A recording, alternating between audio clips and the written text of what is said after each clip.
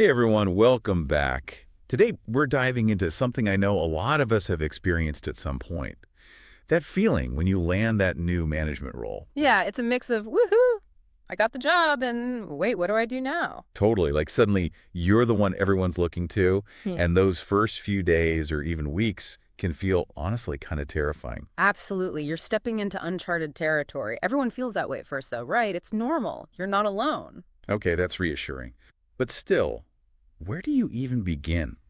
You want to project confidence from day one, but how do you actually build that confidence when everything's so new? That's what we're diving into today. 5 practical tips to help you build that confidence, not just fake it till you make it. Love that. So tip number one, and honestly, this one threw me off guard when I first heard it, seeking feedback. What? Asking for feedback? Doesn't that like scream, I don't know what I'm doing? Right, that's what I thought. Seems counterintuitive almost. But actually, asking for feedback can be a really powerful way to build confidence, both for yourself and within your team. How so? Explain this to me. Okay, think about it this way. When you ask for feedback, you're basically saying, hey, I'm open to learning and growing. I value your opinions, even if they're different from mine. Oh, okay, I see what you mean. It shows you're not afraid to be challenged, that you're not claiming to have all the answers right off the bat. Exactly. It demonstrates humility, which is a surprisingly powerful leadership trait. Hmm. And when you take that feedback on board and actually act on it, it shows your team that you were really listening, that you respect their input. That builds trust, and trust is crucial for confidence. Makes sense. You're building that confidence by being open to learning and growing alongside your team. Okay, tip number two, trust your abilities. Now, this one sounds obvious, but It's easier said than done, right? Imposter syndrome is a very real thing, especially in those early days. for sure, you start questioning everything like, did they make a mistake choosing me? Do I really have what it takes? Exactly. And those doubts can be crippling. But here's the thing. You weren't hired by accident. Take some time to remind yourself of your past successes, the skills and experience that got you to this point. It's like giving yourself a pep talk, like, hey, I've got this. Exactly. Focus on your strengths. You have Yeah. them. Now, leading by example, this one's huge. And this one feels almost self-explanatory, but I think it's worth digging into. So what does leading by example really mean in practice? It's more than just, showing up on time, right? So much more. It's about walking the walk, not just talking the talk.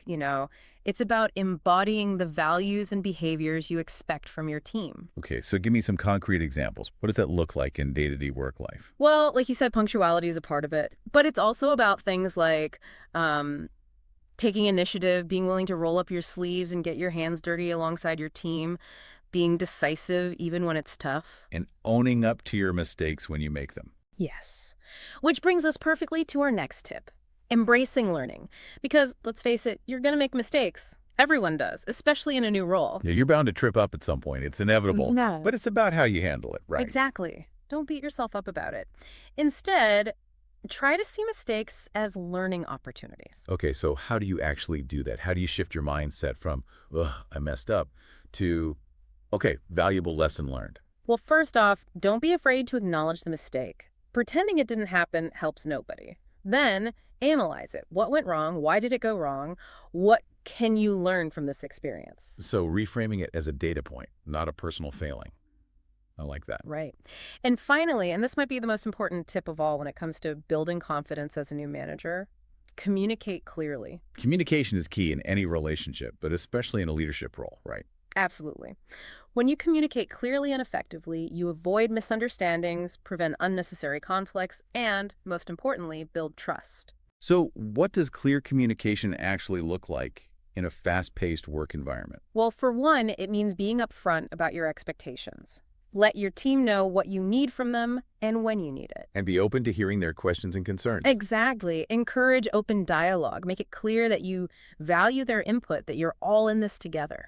So to wrap it all up, for anyone out there who's about to step into a management role for the first time, what's the biggest takeaway, the one thing to really focus on? Well, all of these tips are important, but if I had to choose one, it would be this. Be yourself. You weren't hired to be someone you're not. Bring your own unique skills, experience, and personality to the table. Authenticity is key. Absolutely. Don't be afraid to let your true self shine through. That's how you build genuine confidence and trust as a leader. Great advice. And for all you new managers out there, remember, Everyone feels a little unsure at the beginning. It's normal. But with these tips and a good dose of self-belief, you've got this.